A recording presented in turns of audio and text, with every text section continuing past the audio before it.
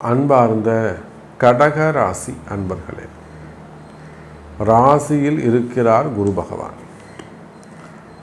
6 9 6ஆம் பாவத்தை நாம் ஒரு கையை வச்சு மறைச்சிடுவோம்.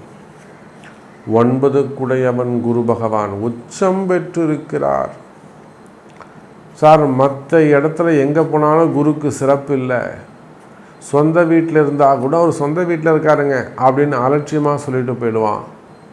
ஆனால் கடகத்துக்கு வந்தால் மட்டும் குரு உச்சம் பெற்றிருக்கிறார் என்ற நல்ல பேர் கிடைக்கும்.